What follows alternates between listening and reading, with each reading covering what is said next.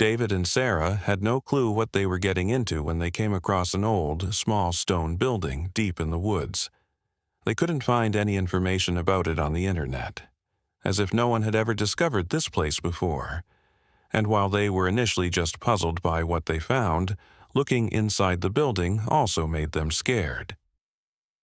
David and Sarah appeared completely baffled by what they were looking at. Why would there be a small stone building in the middle of the forest? From how it looked, it must have been sitting there for many years. They carefully and slowly began walking toward it. As they got nearer and nearer, they began hearing an odd sound that didn't belong in the forest. They quickly figured out that the noise was coming from inside the stone building. Sarah used her phone's flashlight to look into the building and see what was happening. "David, you won't believe what I'm seeing," she said. David watched her face change as she carefully reached her hand inside the building, trying to pull something out. But what had Sarah discovered inside the small stone building? What was it doing there, and why hadn't anyone found it before? As people who hiked often, not much surprised David or Sarah these days. After hiking together for 15 years, they had experience and confidence in their abilities and their skill to handle whatever they encountered. They had seen some truly incredible things before, and survived to share the stories. They had come across everything from camps where homeless people lived to wild animals in the strangest places while they were out in nature. The police had even been called once after David and Sarah told them about suspicious things they had seen. But what they were going to discover would easily be the strangest thing on their list forever. One Saturday afternoon, David and Sarah were preparing for another hiking trip in the nature preserve near their house. They had their regular routine and always used a list to make sure they didn't leave anything important behind. This time, they planned to go far into the woods, a journey that would use up most of the daylight they had left. Their good friend Christopher was coming with them. When they told him about their plans to go to the center of the forest, he seemed very interested in joining them, even though he wasn't really an outdoor person. David and Sarah had no reason to question why he wanted to come, so they were glad to have him along. But Christopher was hiding something from them. When they met Christopher at the edge of the forest, the weather was perfect for late morning. The only problem was the dark shadow hanging over the forest that made it look somewhat threatening. As they walked into the darker trees, the path to the center of the forest wasn't easy for beginners. But David and Sarah had plenty of experience. They kept an eye on Christopher, who seemed to have trouble with some of the steeper parts. Still, he was clearly determined to keep going. They had barely seen any animals all day. David felt foolish for not noticing it sooner. Usually the preserve was filled with small animals like rabbits and squirrels. Even if they couldn't see them directly, there was always some sound in the background. But that day, there were only a few birds flying in circles above them. The other strange thing was that none of the trails seemed to match their maps.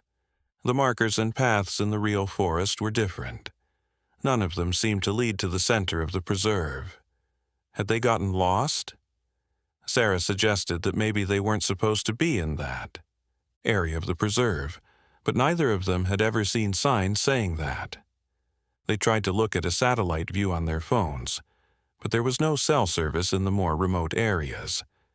Instead, Christopher picked a trail and said that maybe they would find something soon. David and Sarah followed him. David and Sarah chose to follow Christopher and keep going in the same direction they had been going. As they walked deeper into the trees, David couldn't get rid of the feeling that something didn't make sense. Finally, Sarah decided to stop and check where they were again. She managed to get a weak signal on their GPS device that showed they were close to the center of the preserve. Happy that they had been going the right way, after all, she didn't even think about what they might discover when they reached where they were going. When they arrived at the center of the forest, there was a surprising amount of open space with lots of light coming through the treetops.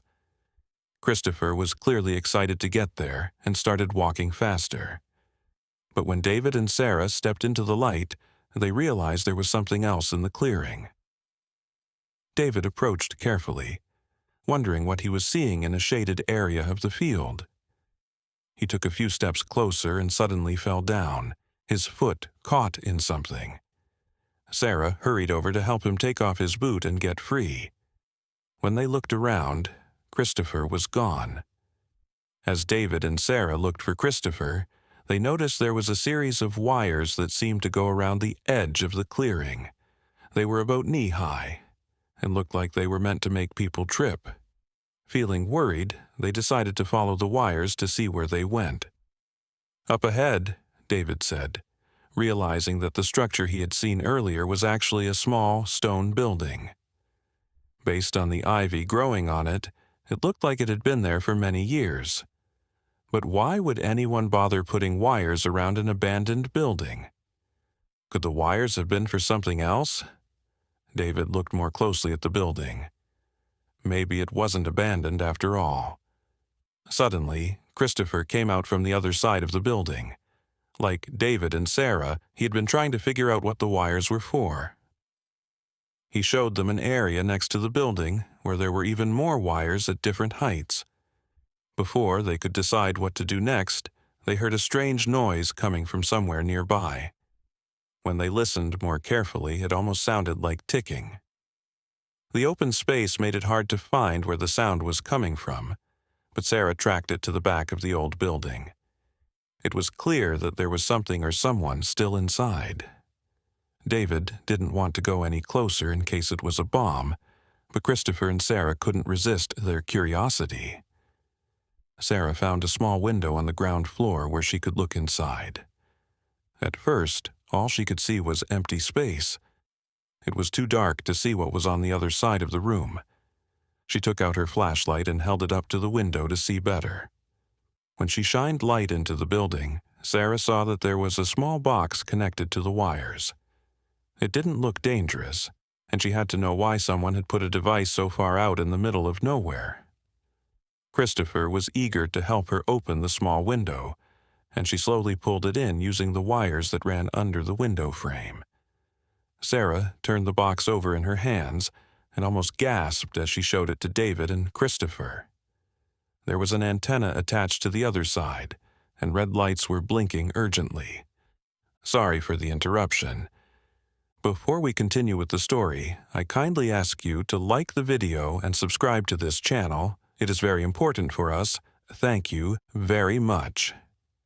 David thought it was some kind of alarm that was designed to go off whenever anyone entered the clearing.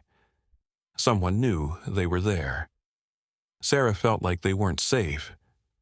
She wanted to leave the forest right away.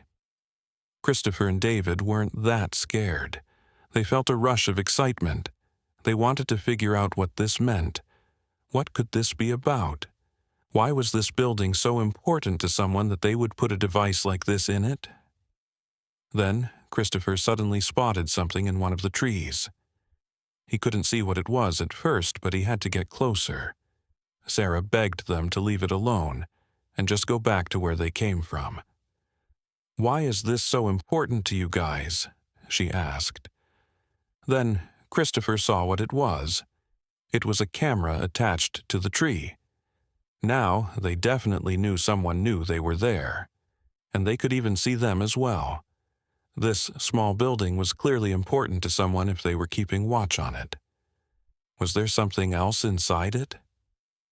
Sarah then heard something in the distance. She felt her heart stop for a moment. Who was coming toward them? Sarah ran to David and Christopher and warned them.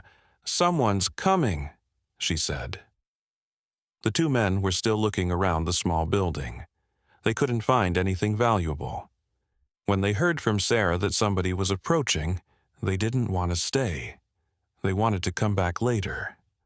Without waiting, the group started running. They couldn't risk waiting for someone to come to them. What if they had bad intentions? Christopher took the device with him. He wanted to find out what it was. They then heard someone yell in the distance. Sarah was now even more afraid. The device suddenly started making a sound again. "Drop it!" David shouted to Christopher. "They can probably track that thing." Christopher was really stubborn. He didn't want to get rid of it. Why was this so important to Christopher that he couldn't leave it behind? Did he have a secret plan? Suddenly, Sarah tripped over a branch and David went back to help her. Christopher, however, kept running. David yelled at him, but he wouldn't listen. Then, David and Sarah heard dogs barking. They felt like they had to get out of there, but their main goal was to get out of the forest without getting hurt by whatever was chasing them. They felt like someone was getting close. The barking was getting louder too. Sarah hurt herself and couldn't run anymore. David got in front of Sarah.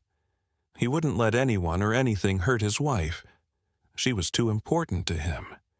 Then suddenly, the dog was called back and a man came toward them. The man appeared through the trees, wearing a ranger uniform but carrying what looked like a weapon. "Stop right there! Don't move!" he shouted at them. David raised his hands, his heart pounding. "We're just hikers," he called out. "We got lost."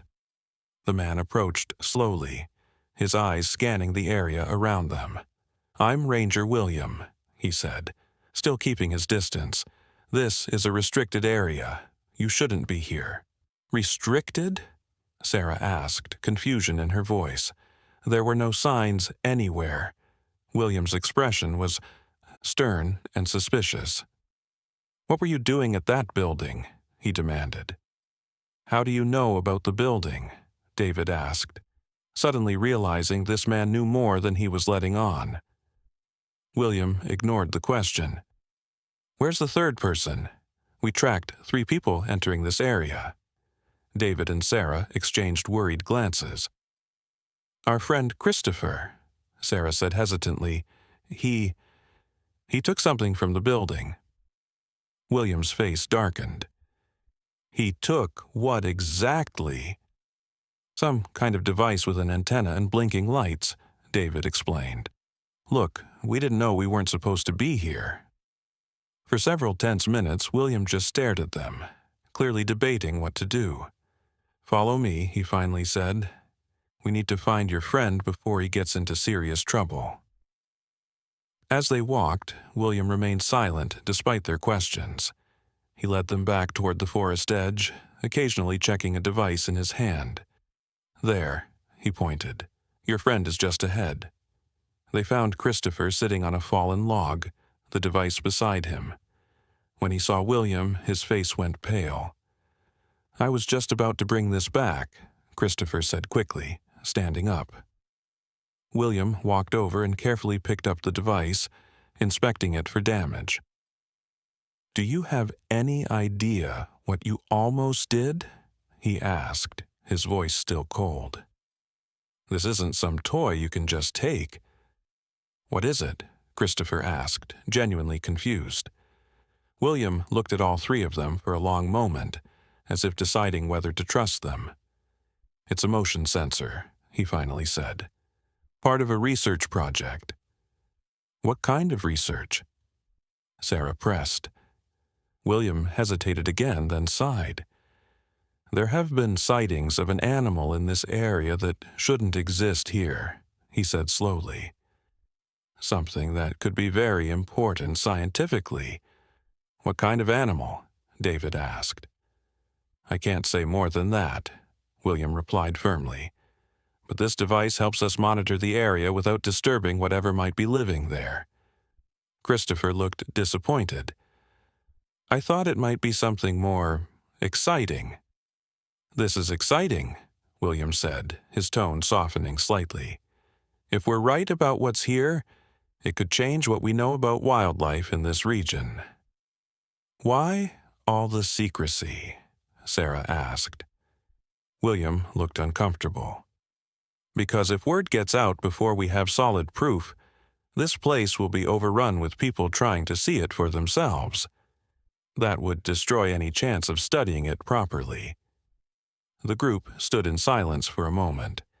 "I'm sorry," for taking the device," Christopher said finally. "I should have left it alone." William nodded. "Just keep this to yourselves, okay? At least until we know for sure what we're dealing with." They all agreed.